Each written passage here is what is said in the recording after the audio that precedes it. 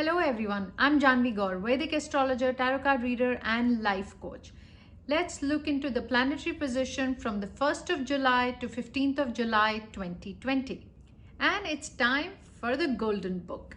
All the planetary position, how we are entering July and what we need to be careful about.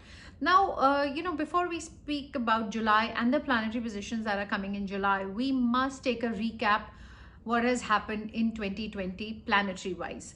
Now this is a year where we see 4 lunar eclipses. One we saw in January, the second one was on the 5th of June, and now we are heading one on the 5th of July with a very short span. It's a very unusual event because we've had an eclipse, lunar eclipse on the 5th of June. We've had a solar eclipse in the middle on the 21st of June, and 5th of July is the time when we get our third lunar eclipse of the year. The fourth one will happen somewhere in the end of November, and I'll keep you posted on that. So this being the third lunar eclipse on the 5th of July, this is happening in Sagittarius. Sagittarius is a planet for Jupiter, Guru.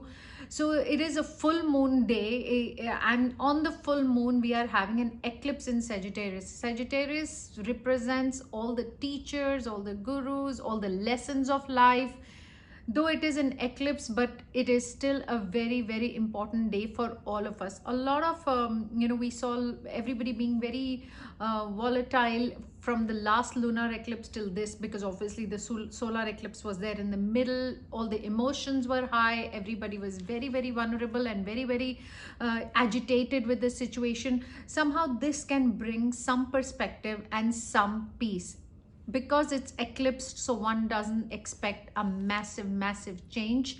But the most important thing for us to do on the 5th, which is the full moon day, and the full moon is in Sagittarius, we must take a second and thank all the gurus that have come in our life. As many as you can remember. Of course we can't remember all of them, but just do take that 5 to 10 minutes in the day where you thank as many teachers that you can remember. Thank your parents, because the main learning of life begins with our parents. So they are the first gurus that we know, and they introduce us to the most of the gurus that come afterwards in our life. So thank everybody. Do not forget to thank the main teacher, that is divine, and all the plan that the divine has had for us this year. This is a very, very important thing or an activity we must do, and we must give our gratitude to the mother divine to be our best teacher, and we have to thank her for all the lessons that she has taught us in especially 2020. Though we can't see the goodness in these lessons, but they are definitely for our highest good, and in the later days and in the coming years we will look back and thank her for teaching us such a valuable lesson. So don't forget, it's a very, very important day.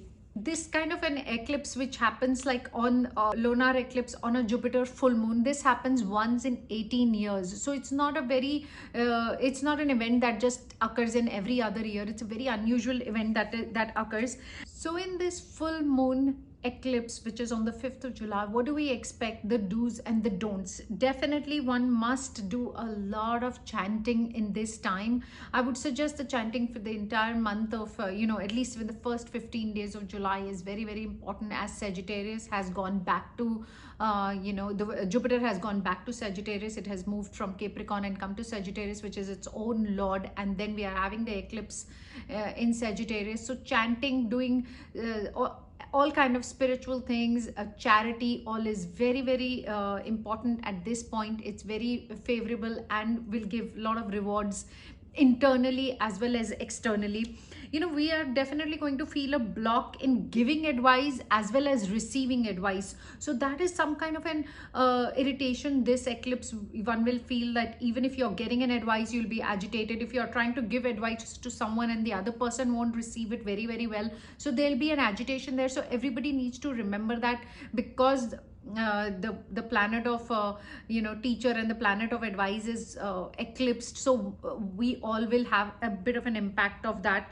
Unsettled aspects of people who want to take charge, everybody who is in a very authoritative position whether they are in the office or at home, and who are always in charge of most of the things in life, they will feel a massive unsettled energy, and they will feel a lot of opposition, and they'll be like, your point won't be going across very well, and people will misunderstand you for what you are saying. So all the people who are in charge must kind of take it easy and understand if there is a kind of a rebellion attitude coming from front, it's for a reason. And second major event that has happened, of course it happened in June, but it continues the entire July, which is Mars, which moved from Aquarius to Pisces, has given us a very cooling energy. So Mars was in Aquarius till the 18th of June, and now from 18th June till the 18th of August it is going to be in Pisces and will have some calming and cooling effect. People with a lot of rage and a lot of anger will feel slightly, but a little more, they'll think things in a much more matured manner, in much more calmer manner. And so the third major event that is taking place from the 1st of July till the 15th is the Mercury direct. Mercury is coming out of retrogression, which is my favorite move that is going to be happening. That is going to definitely improve our communication, improve everything that was hidden will come on the surface. The awareness will come, and people will understand each other and communicate with each other better, and they will really, definitely there's some more kind of a compassion that is going to come with especially Mercury getting direct. And these are the kind of things that one needs to look for. And especially the month, as I said, 5th July is a very significant date.